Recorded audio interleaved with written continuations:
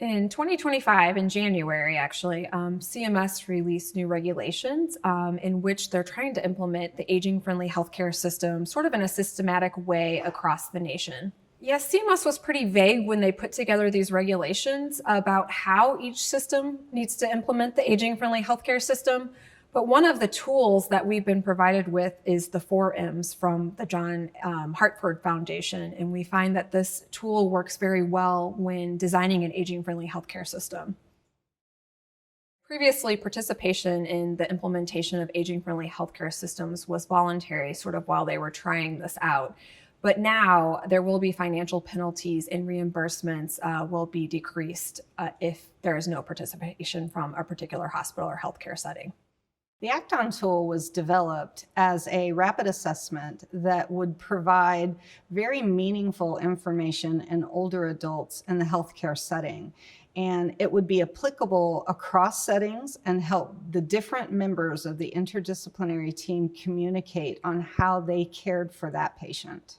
The Act-On name actually cues what it does. And according to the Institute for Healthcare Improvement and the John A. Hartford Foundation, we're supposed to be assessing for the 4Ms, but especially acting on our findings. The Act-On tool starts by asking the patient what matters about their care today. And the goal is to find out the patient's goal. So what is driving them to have a healthier, happier life? The Act-On assesses mentation by using objective information from that provider of their previous knowledge of that person in an interview that they've done before, or it can be used subjectively according to a family caregiver or some other person that might know that older adult. And what we're after is whether that person is the same as usual, meaning they're at their mental status baseline, or are they different? And if they're different, how are they different? We're looking to find out, are they moving at baseline or are they moving differently? And if they're moving differently, how? The reason moving differently is important in older adults is this is how we achieve our activities of daily living. We go through our life, we live independent lives this way. So it's a very important assessment. One of the most important things that we want to do as a provider is to correlate a medication that might be causing an adverse effect in a patient. So by asking, would you notice if the changes that you've reported here on the Act-On, either with regard to mentation or mobility, did they happen after a person took the medications? And this would be able to provide the provider a clue whether or not that medication needs to be evaluated further, either for a dose reduction or possibly getting rid of it altogether. So the Act-On assessment can be performed both routinely or emergently, and that's really what's unique about it. Older adults and younger adults are quite different, as older adults are quite frail, which requires special considerations. They have multiple chronic medical conditions, which can be quite complex. They are often on many types of medications. Their metabolism changes as they get older and requires frequent dose adjustments. Most importantly, the mental status changes can be challenging to assess and manage as individuals get older. The 4Ms framework allows us to take a general plan of care and tailor it to the individual's goals. So the Act-On assessment incorporates the 4Ms. It allows us to detect changes in patients over time and in the acute setting. For example, a condition like delirium can be used to assess using the 4Ms.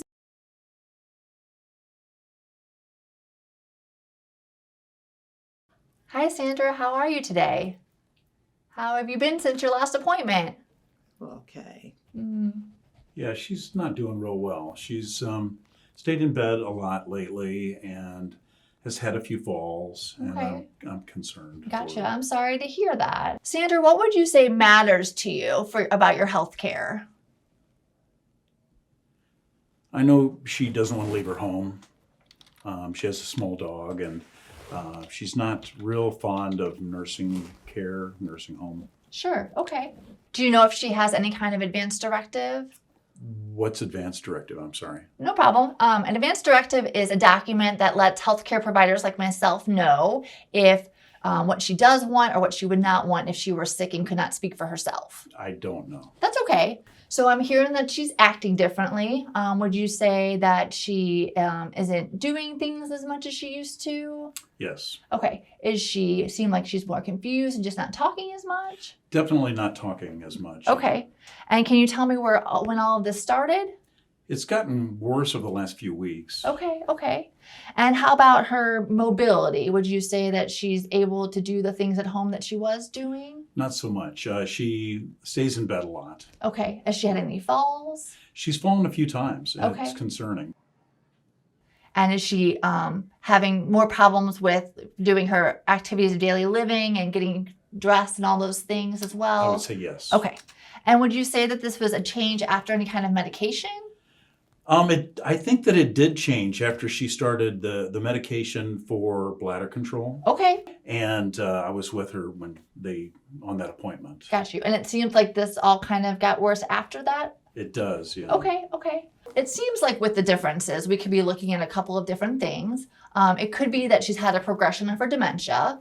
It could also be the bladder medication. So bladder medications are known, unfortunately, for causing, in some people, confusion and falls. They can also cause infections, urinary tract infections at times. So that could also be a problem. Okay. Do you think that you would be able to stay with her for a little while? I could work that out, yeah. Okay, so let's do this. Let's have you stay with her and see how she does. I'd like to take her off of that bladder medication and see if that gets any better. Okay. And we can evaluate her for any kind of infection. Okay, I use the same Act-On tool, but I have one that I could give you to use at home as well. So what it is it's something that you can look at and check to see if there's any red flags or anything different going on. And then you can use this and give me a call and let me know of any changes. Okay, it looks easy enough, yeah. Okay, good. Yeah. It can also be given to caregivers at home, and they can assess their loved ones using the 4Ms and alert their PCPs for any emergent changes that need to be assessed.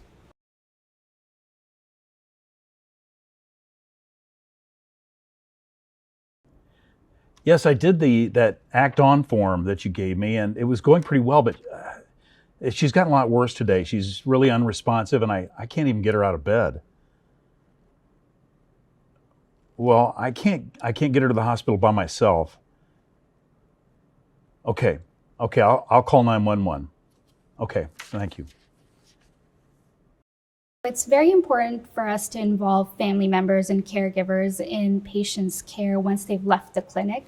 The Act-On tool actually provides a very simple way for these caregivers to assess their loved ones' needs and alert their providers as indicated.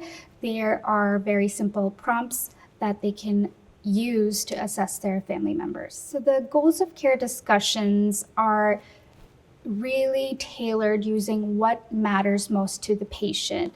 Now, not all patients may have advanced directives at the ready, but using the what matters most prompt, we can go over patients' goals in terms of their plan of care for treatment and end-of-life care. This can be used to fill out a ACP or advanced care planning note in patients' charts.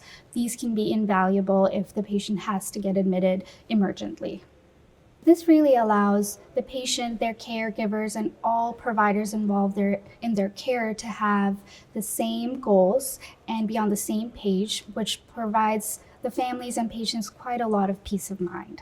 When going through the 4Ms through the Act-On assessment, we can potentially identify geriatric syndromes in older adults that need to be further assessed. For example, we can use the SLUM screen to assess cognitive changes. We can use the rapid geriatric assessment to assess frailty, sarcopenia, as well as SNAC, which is a nutritional assessment.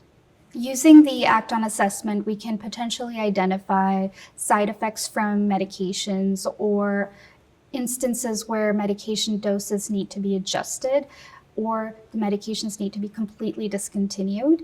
This can be beneficial and provide more safety for the patient's care plan.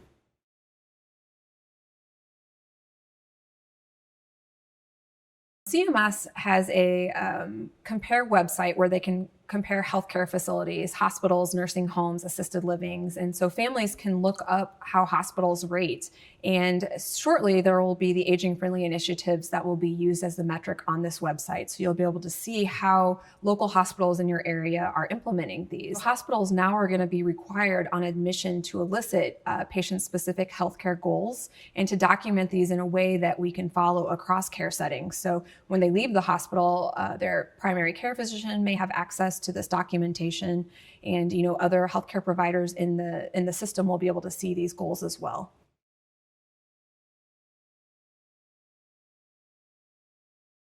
Hello. You may not have remembered me. You were pretty ill the last time I saw you, but how are you feeling today? I feel okay. What matters most to you in your health care? I just want to go home. I miss my dog. How are you moving? Do you feel like you're as strong as you were before all of this? I'm still feeling pretty weak. Okay. And She's doing a lot better overall, though, than before we came in. I know the medication that she was given initially when we got here to the hospital, that kind of knocked her for a loop. But she's doing better now. yeah, that was the anxiety medication. Okay. All right.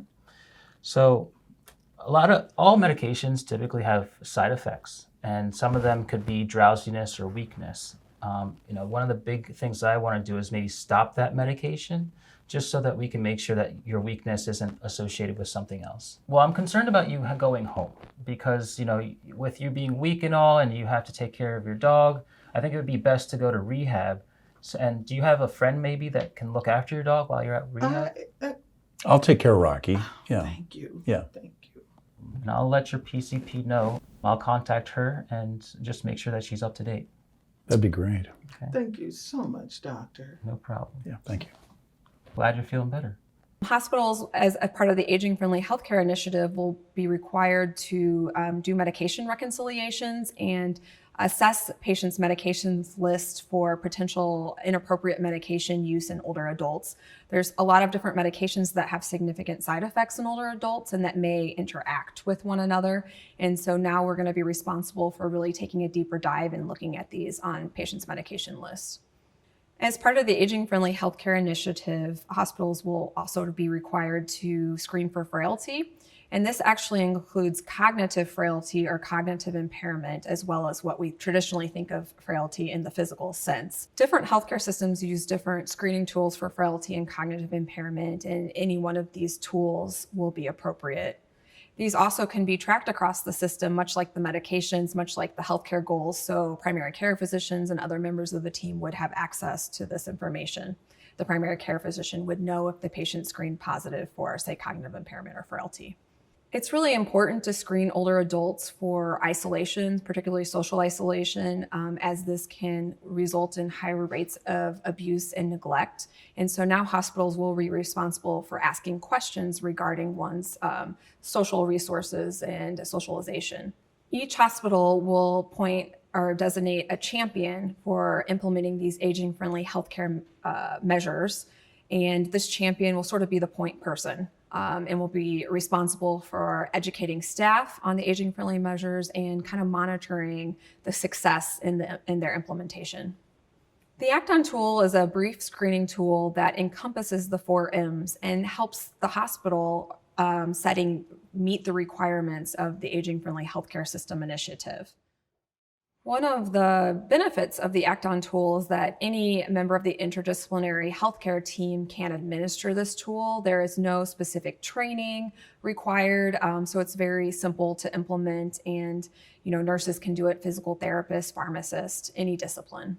After it's completed, it helps the hospital within each, teams within the hospital setting communicate with one another regarding patients' healthcare goals, their prior level of functioning, their medications.